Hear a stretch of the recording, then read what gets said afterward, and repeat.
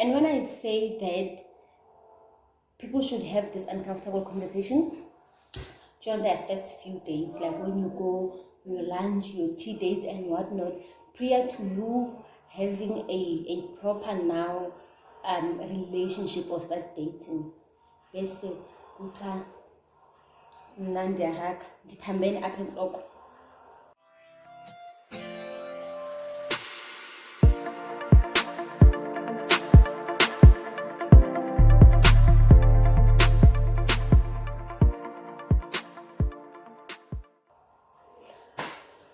Hello and welcome to my YouTube channel. I'm not laughing. This is Let's Chat with EM, and my name is Ngishade. Wow. If I tell you that I'm scared of being in a relationship, I was just watching, what is this? Woo! Just now, God, just 15 minutes ago, I was watching Ngishade, and I'm thinking to myself, I don't want to get married and then divorce because, wow, I think I'd rather not get married. But I want to applaud the lady that came into the show today. It was episode 8. I happened to come across it while I was just browsing. But anyway, the story is that this woman is young. I don't know how old she is, but she looks very young. And if it was somebody else in her situation, they were not going to divorce because now the lady is married to this guy. This guy went ahead and cheated with the wife's friend. And not only that, also impregnated the wife's friend. He denied that the child was his until the mother-in-law, who is the husband's mother, insisted that they go. Oh, but again, it is the wife who was insisting. So the mother-in-law took the child for paternity test. And it was proven that this guy is this child's father. Beautiful, not a problem. Now the lady wants to divorce. She's already in a relationship, by the way, and she is engaged. Some kids are living out here. Fine. Now, this guy is saying the reason he cheated was because the wife is a church goer. The wife is always at church, and the wife does not groove. And they were jailing up with their friends. The wife's friend, because Gele wa groover, Gele will understand the lifestyle ya Hakai. So you see, going back to having these uncomfortable conversations while we are still dating. So that we see her, this will work, this will not work. This might break our relationship, this might not. Because now, how can you go and cheat a person who goes to church because they do not understand your lifestyle? I'm going to sound like I'm being biased right now because maybe I'm also a church woman or a church young woman, and I feel like, guy, you messed up big time. Like you could have, I don't know, man. I don't know. I'm not saying we should get used to cheating or we should make it a norm, but cheating your wife with her friend, that was very low.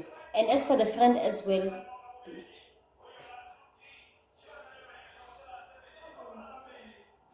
and these are my home people. By the way, they met go unit Mara to unit 12 at a funeral, and they lived in Mafikeng. These are my home people. You get. But anyway, I was saying that I was once in a I can't say a perfect relationship, but it was a beautiful relationship. Story for another day though, but it also got ruined because my former boyfriend cheated. I'm not making excuses for anyone. He cheated, I think, because we were in a long distance relationship. He was where he was, I was in Joburg. We then broke up because the relationship was just not working out. We were going through rough patches at some point in our life and in our relationship, so we broke off. Now, I think after maybe over a year of healing and everything, we sort of wanted to try again, and I also wanted to give it a try. However, I remember that the reason I decided to break up with this guy was not only because of the fact that he cheated, because I was willing to forgive his cheating, because we broke up I think 1 year 3 years, 1 year, 3 months after the cheating incident happened, because it only happened once. And I found out because he told me. Now, I had to remember that the reason why we broke up and I cannot be with him again, and this is a conversation that I had with him, just to be fair, that there are so many things that happens in relationships that we want to just sweep under the carpet and say we will cross the bridge when we get to it, or whatever the case may be. I don't do that in my life. I don't cross any bridge when I get there. We talk about it now and see if it's going to work. I think I've got fears. I fear rejection more than anything. I fear being rejected. Now, the first issue was that, okay, I'm a Christian. You are not a. Let me say he was not a Christian. I'm just saying that he has another belief. They believe more in tradition. They believe more in ancestors. I'm not saying I do not believe in ancestors. I'm just saying that in my case, the things that they practice in his family are the things that we do not practice in my family. And I think also the issue of tribes. I'm Tswana, he's Zulu. Yeah, I think cultural practices are different in our tribes. Some of them might be the same, but most of them are not the same. So we're talking about the issue of when we have kids now, because there was a time when they went and had, what is it called, that, but then he came, to my surprise, he had I don't know what is tongue. I'm just gonna look for the name and put it here, and also maybe the picture. But then that animal skin that they put in their wrist, and I was so surprised. I'm not gonna blame him. This is a conversation that we never had when we started dating. I was just charmed. He was also charmed by a short, dark in complexion girl, and we did. So I did not blame him. I partly blamed myself for not digging deep into his Christianity and cultural beliefs. So he said, this is what we practice at home, and I'm like, okay, so what's gonna happen when you have kids? He said we're gonna have to compromise, and I'm thinking to myself, what do you mean compromising? When you come to that, there's no straight answer as to what you mean when you say we will have to compromise. So I had to think of all these things, that also I don't want to get married, have kids, and be labeled as a disobedient wife that does not support her husband, that does not attend all these cultural events that might happen. It's like, no, as much as you love this person, as much as you want to fix things with this person, but also you don't want to compromise yourself. Because also, what if I do not have kids? What if we get married and I happen not to have kids? What happens then? So I was like, you know what, we're gonna have to love each other from a distance.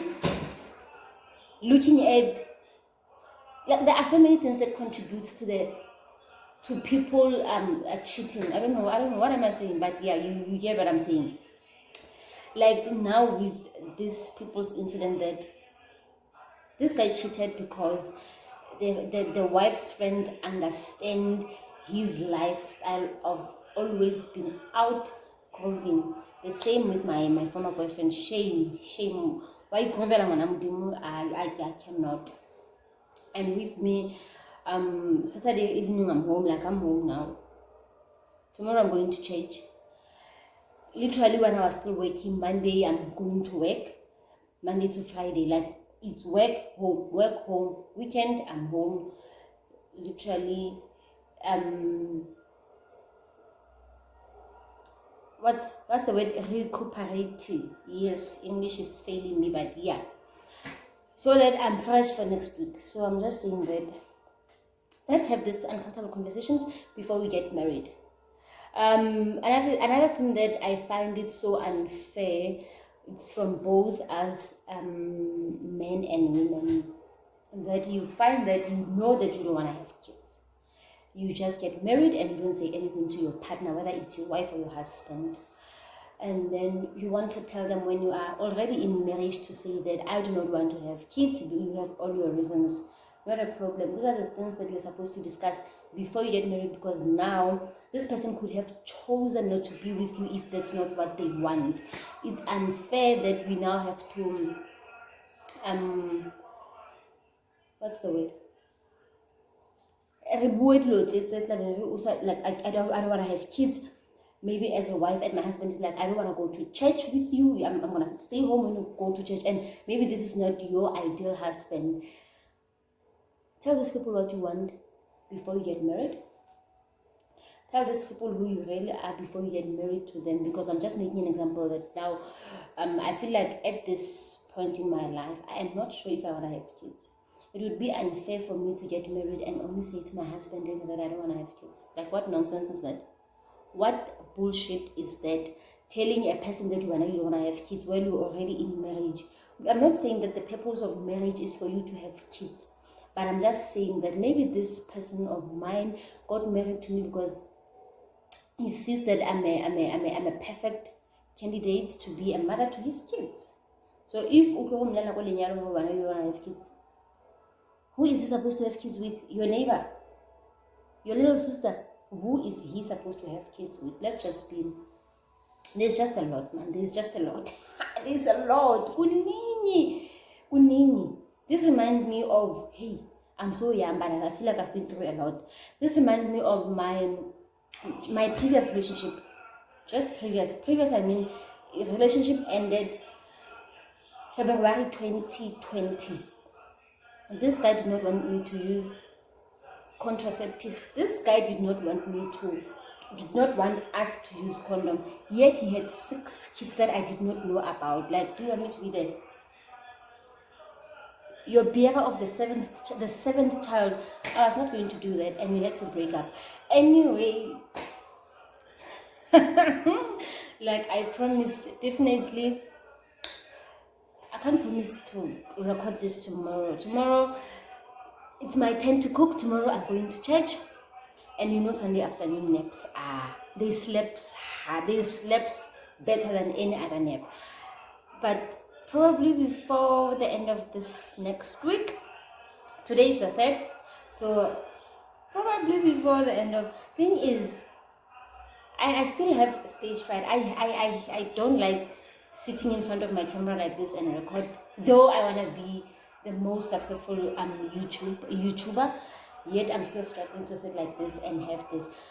I think also it's because I do not have my I don't stay alone. You know, when I wasted time when I was still staying alone. I could have done all of this sit downs, story times when I was still staying alone, because there are things that these people do not know. My family. I mean, also I lied to my sister that the guy had 2 kids. Well, else I knew that. 6. Anyway, that would be all for today. Please don't forget to subscribe, to like, and share my videos. This would really help my channel. I mean, we are sitting at 51. For me, it's a milestone and a half. From 17 subscribers to 51, we are going somewhere. Thank you so much for watching. I'll see you next time. Bye.